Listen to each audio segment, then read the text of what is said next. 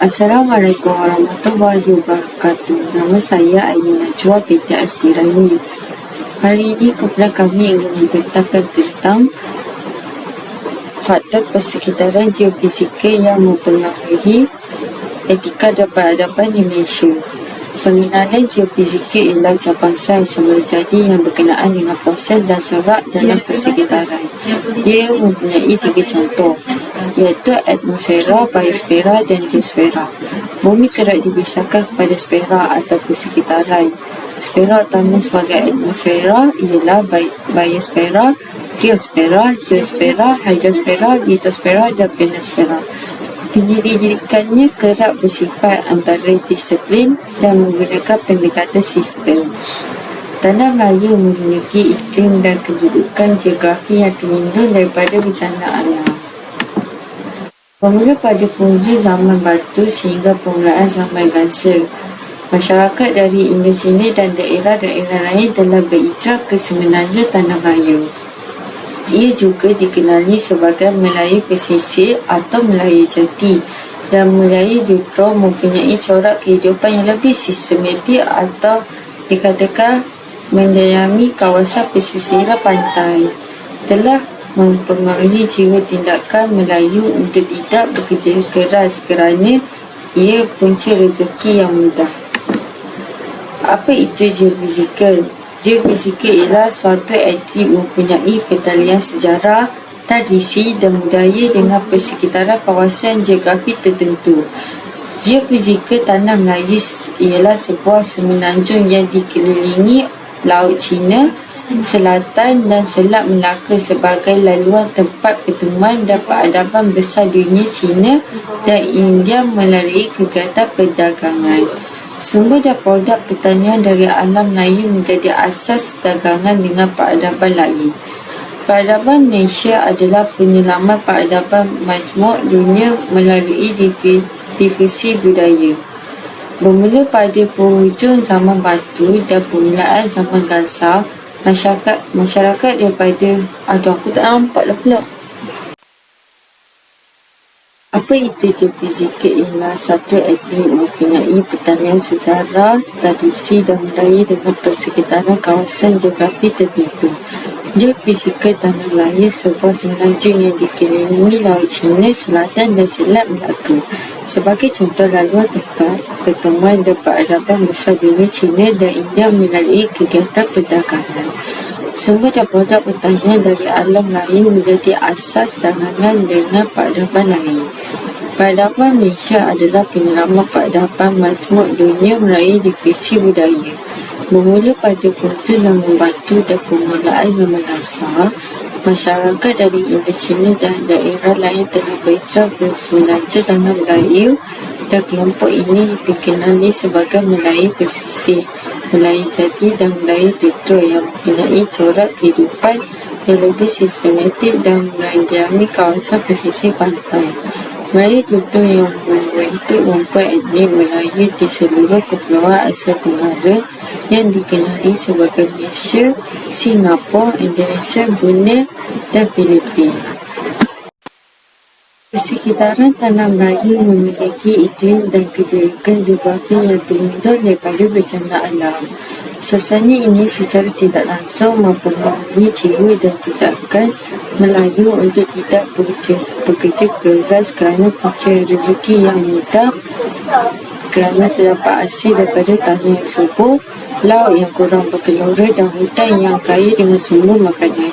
Ini akan melestarikan masyarakat ditimpa ketuluran dan masalah tertentu. Sekian, terima kasih. Seterusnya, faktor-faktor persekitaran fizikal yang mempengaruhi kepelbagaian tumbuh-tumbuhan semula jadi dan hidupan liar. Faktor-faktor persekitaran fizikal terbahagi kepada 4, iaitu saliran, tanah, bentuk muka bumi dan iklim. Saliran terbahagi kepada 2 jenis, kawasan bersaliran baik dan kawasan bersaliran buruk. Kawasan bersaliran baik merujuk kepada kawasan yang tidak bertakung air. Kawasan ini terdapat di kawasan bentuk muka bumi yang beralun, di kawasan cerun bukit dan tanah pamah. Kawasan bersaliran baik dan tidak bertakung air merupakan kawasan yang subur dan dilitupi oleh banyak tumbuh-tumbuhan semula jadi seperti yang terdapat di kawasan hutan tropika, hutan monsun tropika dan hutan konifer. Bentuk muka bumi yang bersaliran baik dihuni oleh pelbagai spesies hidup seperti rusa, kijang, mos, badak sumbu, harimau dan gajah. Kawasan bersaliran buruk merujuk kepada kawasan tanah rendah yang sentiasa bertakung air. Kawasan yang bertakung air akan membentuk kawasan pagi air tawar, manakala di kawasan pinggir laut yang berlumpur akan membentuk kawasan pagi air masin. Kawasan ini sinonim dengan tumbuh-tumbuhan yang memerlukan air yang banyak serta mampu hidup di kawasan berair sepanjang masa, seperti pokok bakau, pokok nipah dan mengkuang. Kawasan bersaliran buruk amat sesuai untuk hidupan liar yang sinonim dengan kawasan berair seperti biawak, buaya, memerang dan ular. Tanah. Tanah terbahagi kepada 5 iaitu tanah Chernozem. Tanah Chernozem merupakan tanah hitam yang terdapat di kawasan padang rumput yang mengalami iklim stepi. Ianya sesuai untuk pertumbuhan rumput-rumput, bunga-bunga dan tumbuhan renek. Contoh tumbuhan yang ada ialah buffalo grass, switchgrass and feathergrass. Yang kedua, tanah permafrost. Tanah permafrost merupakan tanah beku disebabkan suhu sejuk yang melampau. Tanah permafrost adalah kurang subur, sejuk dan membeku sepanjang tahun, menyebabkan hanya tumbuhan yang mempunyai daya tahan yang tinggi sahaja mampu hidup di kawasan ini. Contoh tumbuhan lumut, lichen, kolamper dan willow. Yang ketiga, tanah aridisols. Kawasan gurun panas dilitupi oleh tanah aridisols yang bermaksud tanah kering dan tandus. Hanya tumbuhan yang mempunyai akar yang panjang untuk menyerap air di dalam tanah sahaja yang mampu hidup. Contoh tumbuhan pokok kaktus, pokok akasia dan pokok kurma. Contoh hidupan liar, unta dan musang. Yang keempat, tanah latosal. Tekstur tanah latosal adalah pelbagai bentuk sama ada berpasir, liat atau lembap serta berwarna merah atau kuning. Hutan hujan tropika dan hutan monsun tropika tumbuh dengan padat, tinggi dan mempunyai pelbagai spesies tumbuhan. Contoh tumbuhan, pokok jati, cendana dan jelutong. Contoh hidupan liar yang hidup di kawasan itu adalah gajah, harimau dan kancil. Yang terakhir adalah tanah podzol. Tanah podzol adalah nipis, berasid dan beku. Tumbuhan semula jadi yang tumbuh di kawasan ini mempunyai akar pendek dan tidak menerjah jauh ke dalam tanah. Contoh tumbuhan, pokok peng, cedar dan spirus. Contoh hidupan liar, moose dan harimau Siberia. Seterusnya, saya Nur Amrina Rusyada binti Ibrahim, nombor matrik 17DHF21F1045. Hari ini saya akan menerangkan tentang bentuk muka bumi, iklim dan contoh-contoh tersebut. Yang pertama ialah bentuk muka bumi. Bentuk muka bumi terbahagi kepada 3, iaitu yang pertama tanah tinggi, yang kedua tanah pamah dan yang ketiga ialah pinggir laut. Yang kedua ialah iklim. Iklim terdapat beberapa jenis, iaitu yang pertama iklim gurun panas. Iklim gurun panas juga terdapat beberapa jenis, iaitu yang pertama angin. Kawasan gurun Arab kering dan panas sepanjang tahun kerana angin temuran yang bertiup dari kawasan darat adalah angin kering dan tidak membawa hujan. Kemudian hujan, jumlah hujan tahunan di gurun Arab adalah kurang daripada 250 mm. Dan kawasan gurun Arab terletak di Asia Barat mengalami iklim gurun panas. Kemudian ialah suhu. Minimum suhu tahunan di gurun Arab ialah 25 darjah Celsius, manakala suhu waktu malam lebih sejuk, iaitu kira-kira 5 darjah Celsius. Seterusnya ialah iklim Laurentia. Yang pertama ialah kawasan. Meliputi kawasan Kanada Timur, Timur Laut Amerika Syarikat, China Utara dan Manchua. Korea Utara, Jepun Utara serta di Amerika Selatan. Kemudian ialah hujan.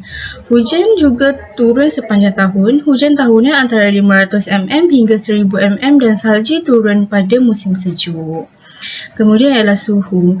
Minimum suhu kawasan Kanada Timur, Timur Laut Amerika Syarikat, China Utara dan Manchuria.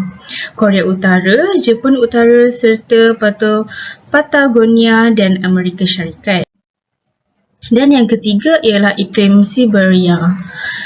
Yang pertama ialah kawasan. Kawasan iklim Siberia meliputi dua kawasan yang sangat luas di utara, iaitu Utara Asia dan Eropah. Kemudian hujan.